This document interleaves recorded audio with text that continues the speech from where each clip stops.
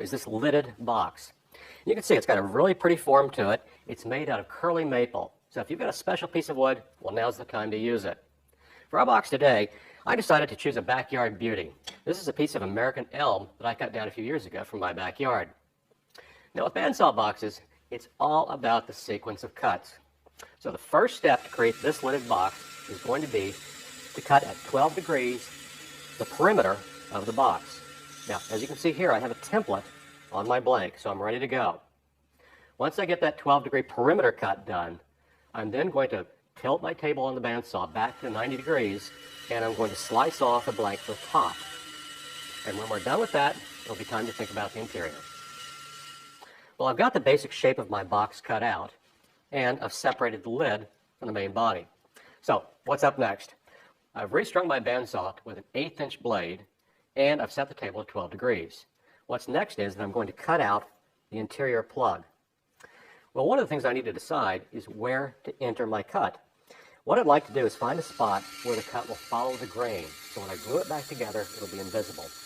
I also want to make sure that that cut will blend in seamlessly with the perimeter of my plug, so everything will be nice and smooth on the interior of the box. So, once we're done cutting the interior plug out, what's next? Well, we'll be able to deal with the bottom of the box and also the plug that keeps the lid centered. Well, as you can see, I've separated the plug from the body of the box. So what I'm going to do now is I'm going to go ahead and pinch the sides of my box closed, closing this kerf up, and I'm going to drop the plug in place. Now, as you can see, the plug extends out the bottom of the box by about 3/16 of an inch, and that's because of the material that the bandsaw blade removed when we were cutting it free. What I'm going to do is take my pencil and I'm going to mark how far it extends out the bottom. I'm then going to set up my bandsaw and I'll trim that much material off the plug. I can then set up a fence and separate the bottom of the box off from this plug and also cut the plug, which helps keep the lid centered. Well, it's time to glue things up.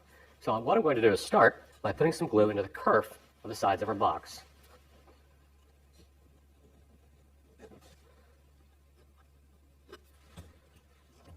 And I'm going to use a card here and kind of force the glue in. Make sure it's covering both sides. Yeah, that looks pretty good. Now this is sort of an awkward shape to glue up. So what I'm going to do is use a piece of surgical tubing. Surgical tubing is really great for these odd-shaped parts. It has sort of a grip to it, and it's very easy to apply. There we go. Next up, I'm going to go ahead and glue my bottom in place. So a little glue all along the edges.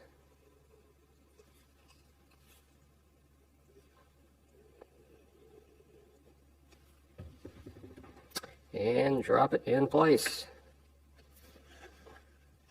Now, I'm not being very careful about my glue or about the interior surfaces. And the reason is, all of that is going to be covered with flocking later on. So I don't have to spend a lot of time sanding, and I don't have to worry about an accidental glue stain on the inside. Next up, I need to glue the plug to the bottom of my lid. Now, I experimented a little bit by putting a piece of double-sided tape on the bottom of the plug and making sure that I had it located correctly on the lid so it's centered nicely on my box. Once I had that done, I made a light pencil line so I'd know where to put the plug when I glued it on.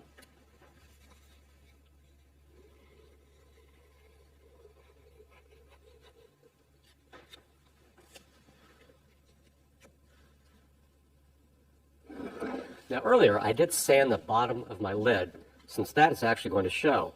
But the plug itself I just lightly sanded because like the interior of the box it's going to be covered with flocking. Well, that's the glue up, and while I wait for the glue to dry, the next thing I'm going to do is make the handle. I then need to thoroughly sand everything, glue the handle on, apply a finish, and then it'll be time to flock the bottom of the lid and the interior of my box. My bandsaw box project is a hinged lid box, and it's got a couple of cool features. First is the overall shape. Kind of reminds me of a radio that sat on the counter in my grandma's kitchen. The other is the styling of it. Now, it uses some unusual materials. 3 layers of cherry, not that unusual, but sandwiched between them are 2 layers of 3/4-inch Baltic birch plywood. And here, something that we normally hide on plywood, those exposed edges, is now put on display as if it's pinstriping or inlay. So I'm going to take this same concept, but go in a little bit of a different direction. What I'm doing here is using 2 outer layers of black walnut, and then 2 more layers of, this time, 1/2-inch Baltic birch plywood. On the inside, I have 2 layers of European beech. It's a lighter colored wood, but I like that this stuff has some nice looking quarter sawn ray flecking on the upper surfaces. And then running right down the middle like a pinstripe is a layer of 1/4-inch plywood. So I'm going to glue this together and then we'll get started on the project. The big thing here is making sure that you get even glue coverage on all of your surfaces. Doesn't have to be a lot, but you don't want any visible gaps that are going to cause the pieces to delaminate later on.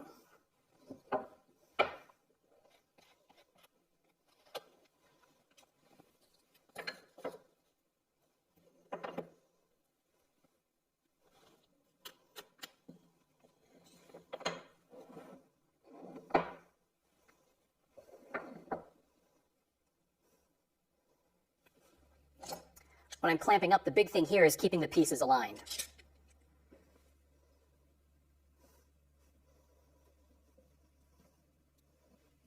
Once it's dry, we can get to the fun part. Now, because this box gets cut to shape, the outside condition of the box, once it comes out of the clamps, isn't that big a deal. The only thing that I really want is a smooth end and to have a nice, flat, smooth bottom. So you can do that with a little bit of sanding. The first thing that we need to do is to cut out a pattern and attach it to one end. The plans are at our website, woodsmithshop.com. From there, we'll go over to the drill press and we'll drill a hole near the back edge, and that's going to be for a brass pin that acts as a hinge for the lid. Now what we'll do here at the bandsaw is to cut it to shape. So we're going to start by cutting out this recess for the feet and then this outer profile. Now once you stand this on end, there's a lot of material here. So a good sharp blade and a slow and steady pace are going to give you the best results. Now when I'm working on the underside cut, I'm going to make some relief cuts in the corners. And that helps the waste to fall away and helps the blade to navigate the tighter corners.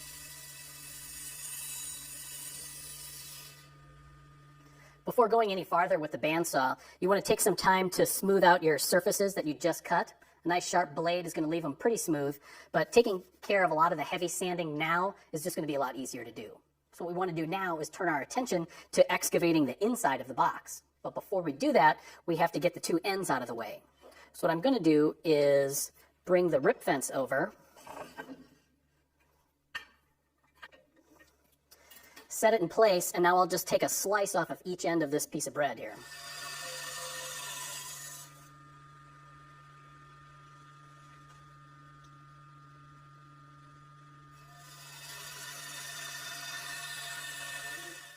Removing the ends of our boxes also means that we've cut away our first pattern.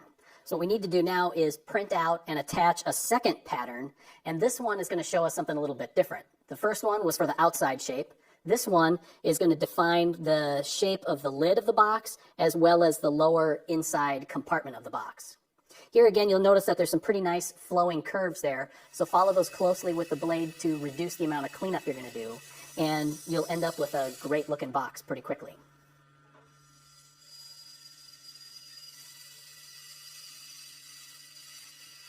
Let's step away from the bandsaw a little bit for a sanding public service announcement. Before you start gluing the box back together, what we need to do is smooth out the inside of the box and the underside of the lid. Now, these 2 places are a little tricky to do just because of all the inside curves. Now, I really don't enjoy spending a lot of time sanding, so I usually turn to some hand tools. So I'll use a round file and a half round file to remove the bulk of the waste. It goes pretty quickly with these 2 tools. And then I really like using card scrapers to be able to just scrape and smooth away any of the marks left by the files, and they'll be able to follow through on those inside curves. Now, how far you want to go here depends on what you're going to do on the inside of the box. Now, Chris is going to put flocking on the inside of his. That's an option, or an adhesive back felt or velvet would be a great choice here too. If you're going to go with a natural finish, then obviously you want to sand quite a bit higher, and then that's when you want to reach for the sandpaper. So what I want to do now is apply just a little bit of glue on the edges of the box compartment.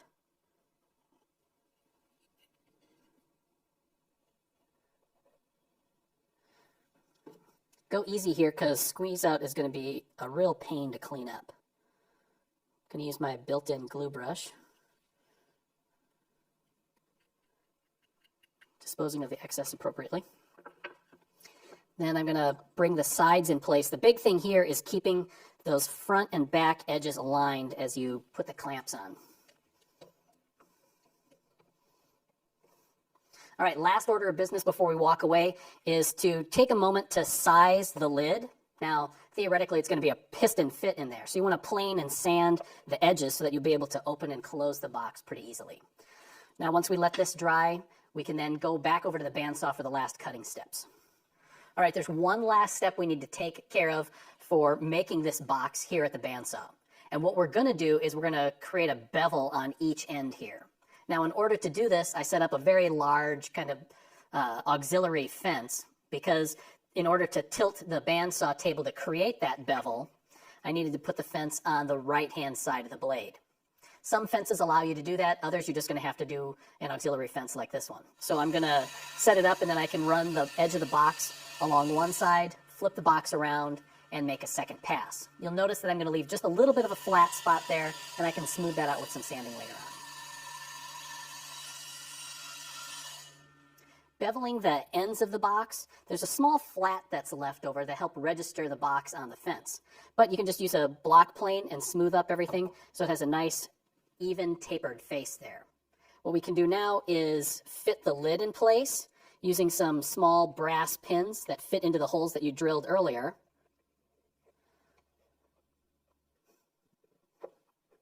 And you can just clip them and sand them flush. Now, one thing that I noticed is that in cutting out the kerf for the lid, now the lid sits just a little lower than the sides. But while I'm doing my final sanding, I'll bring those sides down so everything's nice and flush. Then I'll ease the edges, put on a finish for the big reveal at the end of the show. Creating a bandsaw chest of drawers like this guy is an interesting task because we have to cut out this opening for these drawers. To do that, we have to cut in from the sides of the case after the case has been shaped. So when I'm picking out a block for something like this, I want to make sure I'm picking out something that has straight grain. That's going to help hide the saw curves after we make them and we glue it back together. So let's go ahead and get a pattern applied to this, then we'll head over to the bandsaw and cut out the box.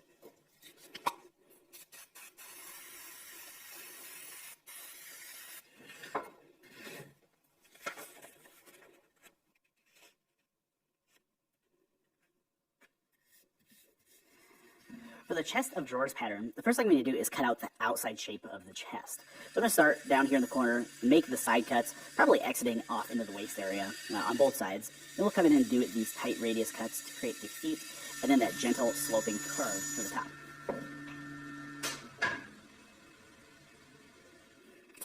Okay, so now that we have the outside shape cut, we can cut off the back, because the next step is going to be to cut the drawer openings, and we don't want the openings to go through the back. We want the back to be solid. So I'm going to sit the fence, rip off the back, and we'll switch out the blade for a little bit thinner blade. So with our back removed, we can go and cut the drawer openings. Now to do this, it takes a little bit of planning. First, I'm going to try to angle my cut in from the side and cut along this top smooth portion of the drawer. Then we'll work our way around the corners, down the bottom, and back into the curve we made. Now it's important to take our time as we do this because any errant cut is going to show up in our drawer flap. We don't want that. So I'll cut one drawer opening from one side, and then I'll flip it around and cut the other drawer opening from the other side. That way when we glue it all back together, the compression stays pretty even. Okay, so the case is cut out. I have the drawer plugs that we cut out. Now we need to turn these into drawers. We're going to do that by cutting off the front and the back with the fence, and then I'm going to use a pencil to just kind of rough in the outline of the drawer sides and bottom. Then I'll cut out the waist. The size of it doesn't really matter as long as it's even, fairly consistent, and it fits back in the opening. So let's go ahead and get these cut, then we'll head back to the bench and get everything glued back together. Okay, so with everything cut out, we can glue it all back together. The first thing I'm going to do is glue the case down. We're going to squish it down with a couple of clamps, and once that's dry, we'll glue that back on to make our case for our chest of drawers. So let's start by getting some glue in here.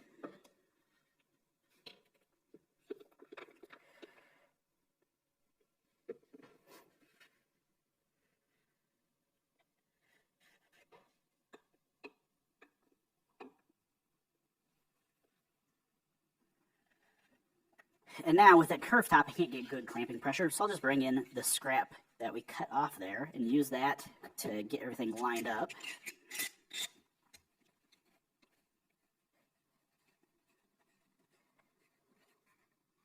Okay, now we'll let that dry before gluing the back on. But we get the drawers put together too.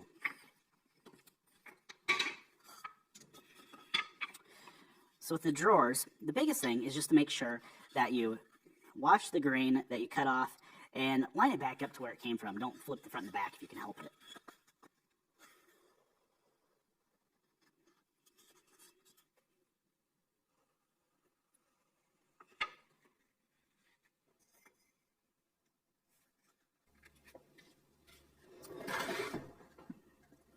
Okay, there we go. So once everything's dry and I get the back glued on, we can sand everything flush.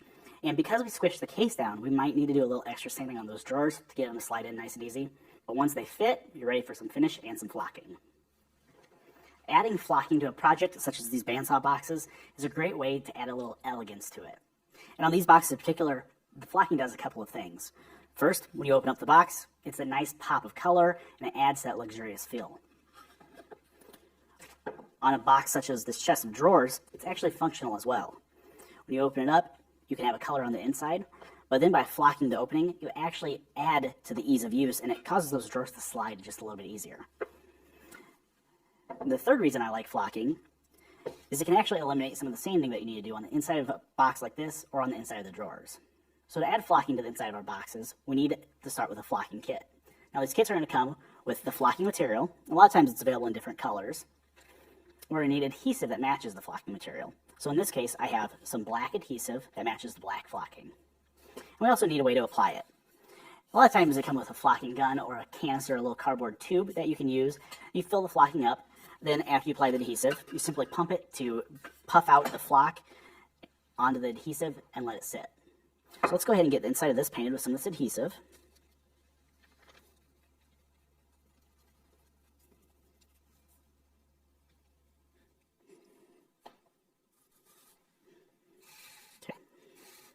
So we want a good layer of adhesive, exactly where we want the flocking. And be careful not to get in areas that you don't want flocking, because the flocking will stick.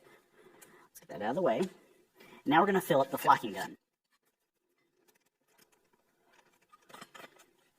Okay, and now we pump it to shoot the flocking in.